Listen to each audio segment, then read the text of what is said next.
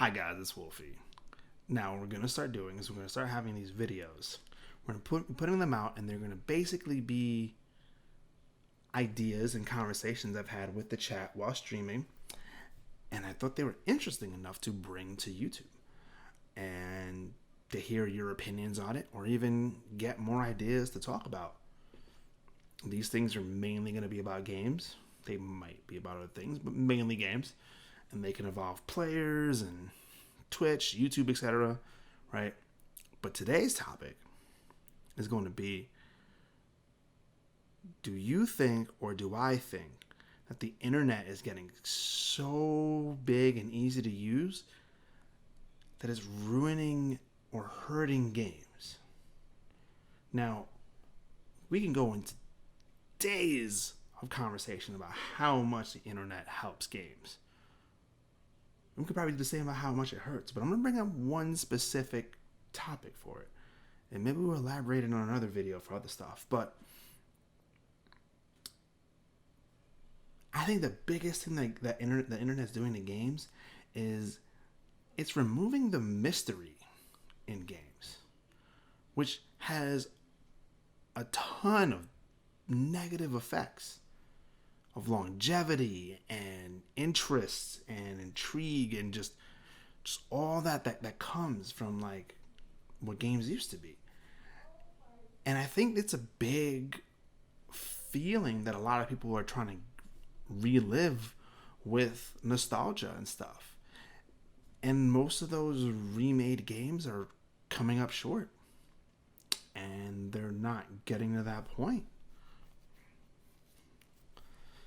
Just from my opinion, right? Think about it, right? I don't know if you guys know this. I don't know how many of you guys are this old, but in Street Fighter 2, there was a rumor. There's no way to tell. There was a rumor that you'd be able to fight Shenlong in Street Fighter 2, which is Gouken, which was added in Street Fighter 4, and which is Ryu's master, and there was just a rumor. And people spent months or years trying to figure out if you were able to do it. You wasn't, but we didn't know that at the time. And that mystery, that idea that maybe that he's in the game, definitely encouraged people to just play and try. Maybe play the game a few more times that they normally wouldn't have, just to test things out. Those things don't exist anymore. Before, when you used to like, does this game have multiple endings? And you play the game again just to see if there's a multiple ending. Now we just go on YouTube and look at the other endings. You know what I mean? Like, that's no longer there. It's one of those things, man. If Street Fighter 2 was released today, someone would just go into the files and be like, okay, Shenlong is not in the game. Cool, he's not in the game. There'd be a YouTube video about it, a Reddit post, and majority of people will know that it's not in the game. It'd be eventually put on Twitter, and etc., etc. And I think that just negatively affects games, man. And this is for like across the board for everything, right? When games come out, a good example, a brand new game, Borderlands 3 came out. There were endgame builds on YouTube day one. How do you level the fastest? What's worth doing? What's the good legendaries? Day one. There was videos out there. What do people remember about Borderlands 1 and 2? They remember playing the game, there not being that much information out there, and them being forced to explore items, explore builds, and mess with things on their own before someone told them that is not mathematically the best gun you can be using. Use something else. You know what I mean? That didn't exist. So you would have different builds and different experiences on if the game was hard or if the game was easy, and like situations with your friends. Maybe you had a friend that played a hybrid melee sniper Zero instead of, oh hey, I just went full melee Zero, so I want everything that augmented this. There were so many new things, and people didn't have the ability to just compare their damage or whatever to someone else, so they didn't feel bad about if they were using a worse build because they didn't know. Now they'll use a character and they'll go onto Reddit or YouTube and see someone doing way more damage than them, and just they would feel bad that their character isn't as strong as someone else's. Not to mention, they just have everything laid out for them, right? It's a whole different like experience. I remember playing WoW back in the day, right? And whenever we get to a new challenge, not even just raiding, just regular dungeons, doing Dire Maul, I remember we would stop and the person who was in charge of the group would explain the strategy that we're going to do. And if we go in and we wipe, it was, how do we make this work? What skills do you have? Back then, people didn't even know what other skills someone had. They didn't even know if a character could do something. And they would be like, oh, I can do this. Oh, you have that? That's cool. All right, let's do that. That'll probably make this fight way easier. It doesn't exist anymore. You go even into the hardest raids period, day one of their release, there is a video online with every single mechanic that boss does.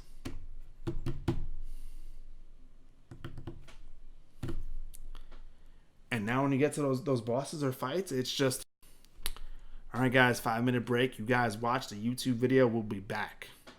That's it. There's no, oh shit, how do we do this? We just ran into this mechanic. Okay, how do we get past this mechanic?